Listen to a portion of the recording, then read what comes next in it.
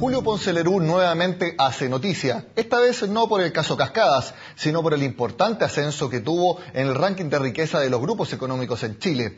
Queremos conocer quiénes lideran este particular listado nacional y por eso nos acompaña Cristian Echeverría, director del Centro de Estudios en Economía y Negocios de la Universidad del Desarrollo. Cristian, gracias por su tiempo en Agenda Económica. Buenas tardes, ¿cómo estás? Bien, muchas gracias. A ver, en el primer trimestre de este año, recordemos que este ranking lo elabora la Universidad del Desarrollo cada trimestre. Vemos que Ponce Lerú, el grupo Ponce Lerú, aunque todo se centra básicamente en la figura del presidente de SQM, fue el que tuvo el mayor ascenso dentro del listado. Escaló 7 posiciones y al parecer únicamente por el avance accionario de SQM. ¿Es el gran ganador entonces de este trimestre, Julio Ponce Lerú, en el ranking que ustedes elaboran? Bueno, en un sentido sí, en el sentido de la variación dentro del trimestre, porque nuestro ranking mide dos cosas, mide nivel de activos, ingresos y patrimonio, valorización bursátil, y también mide la variación en cada una de estas tres variables. Entonces, en términos de su variación, es decir, del cambio en su importancia económica, sin duda es el ganador en ese sentido. A pesar de que hay otros grupos que por tamaño tienen un peso específico en la economía indudable. Entonces podríamos decir que dentro de las fortunas de nuestro país, él fue quien porcentualmente las vio más incrementadas. Sí, ahora hay que matizar esto de que es una recuperación muy fuerte de la situación adversa que vivió el año pasado y que se fue reflejada en la valorización bursátil de sus empresas. Bueno, aquí también mezclado también con el inicio del tema de la investigación del caso Cascadas, obviamente configuraron un por lo menos complicado 2013 para Julio Ponce Lerú. Aparte de él, ¿quién se podría decir que es el gran ganador o el que su grupo económico, el que representa, creció, ganó más fuerza, que se benefició quizás también del ciclo económico? ¿Qué podríamos decir que fue también ganador? Bueno, el número uno de nuestro ranking general, que combina tanto nivel como crecimiento, es el grupo Luxich. Y recuperó el lugar que tiene normalmente en la economía chilena, que es el grupo probablemente más grande. Y es bastante razonable ver este cambio durante el trimestre porque fue resultado de la recuperación importante del precio del cobre. No olvidemos que el primer trimestre el retroceso del grupo se vio fuertemente influenciado por un precio del cobre que llegó bordeando los $2.80. Para quienes no lo sepan, Antofagasta PLC es parte del grupo Lux. Exactamente. Antofagasta Minerals es una empresa grande y vinculada enteramente casi a su valorización bursátil al precio del cobre. Y en el segundo trimestre de este año, el que acaba de terminar, el precio del cobre se ha recuperado en torno a niveles de $3.15, o sea, ha subido bastante. Entonces, también ha sido beneficiado por el rubro bancario. Recordemos, y nosotros acá en CNN Chile lo hemos informado bastante, que es prácticamente el único rubro en nuestro país que no sabe de esa aceleración. Uno es simplemente ver el informe de las utilidades que han tenido. Eso también ayudó bastante al grupo Luxich. No, claro que sí. O sea, el buen desempeño del Banco de Chile, como parte del buen desempeño de la industria bancaria en Chile, durante el trimestre pasado también se suma y contribuyó en forma importante a la recuperación del grupo. Luego del grupo Luxich, ¿a quién tenemos? Tenemos a Angelini, tenemos a los Solari. Tenemos Angelini y Solari, que normalmente están siempre en los primeros 3 lugares o 4 lugares del ranking. Y por razones, bastante evidentes también, el grupo Angelini, tanto por tamaños activos como por su valorización bursátil, y además en este trimestre tuvo un desempeño razonable en la medida que se recuperaron los precios de las materias primas en el exterior, ante la perspectiva de recuperación de Estados Unidos, que el eventual o el riesgo de una crisis financiera y contracción de la demanda de China ya parece haberse disipado. Entonces todo eso afecta positivamente a un grupo que está bastante expuesto tanto a variaciones del tipo de cambio como a precios de materias primas en el exterior. Para el grupo Solari, que son los controladores de Falabella, ¿les ha pegado el menor crecimiento en las ventas del comercio que hemos visto tanto en la región metropolitana como en el resto del país?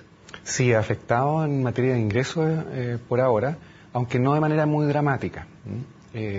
No todavía, quizás, probablemente los efectos de la desaceleración y del impacto sobre el retail se van a manifestar más fuertemente en los trimestres venideros. Pero hasta ahora, claro, ha mostrado alguna desaceleración o crecimiento más bajo, pero no tan dramático todavía. Hemos hablado de ganadores, de quienes lideran los primeros puestos. ¿Hay algún gran perdedor en el primer trimestre en cuanto a que haya bajado en el ranking, en cuanto a que el desempeño de sus acciones, de sus empresas no haya sido bueno y haya tenido una posición no tan buena como otros trimestres? Bueno, el grupo Citgo Coppers tuvo un desempeño bastante malo este trimestre, podríamos decir. Cayó 10 lugares del lugar que normalmente tenía. Y en parte importante ha sido por un mal desempeño de la matriz y de los servicios que principalmente la matriz del grupo presta al sector minero. Entonces, su suerte está bastante vinculada a los efectos de que se ha terminado un ciclo, un gran ciclo largo de inversión minera, como ya se ha constatado en forma bastante fehaciente. Y la recuperación del precio del cobre no lo afecta directamente, porque cuando el precio del cobre se recupera no es que se reinicien proyectos de inversión, esos son decisiones de largo plazo y se desarrollan a través de varios años. Entonces, el Grupo Citycoppers, como presta servicios al sector minero en forma muy particularmente a la inversión, en materia de estudios de ingeniería y servicios de abastecimiento de materiales y materias primas, entonces se ha visto bien afectado y no se ha recuperado todavía. Cristian, en términos globales, sumando los distintos grupos económicos, ¿cómo les ha pegado, por ejemplo, la desaceleración económica y también la discusión de la reforma tributaria, que si bien a principios de año, entre enero y marzo, todavía estaba en campaña, antes de que asumiera Michelle Bachelet el gobierno, pero sin embargo ya se sabían los temas principales? ¿Se nota algún golpe significativo o al menos cuantitativo o es más o menos difícil de comprobar? Mira, es muy difícil de ver.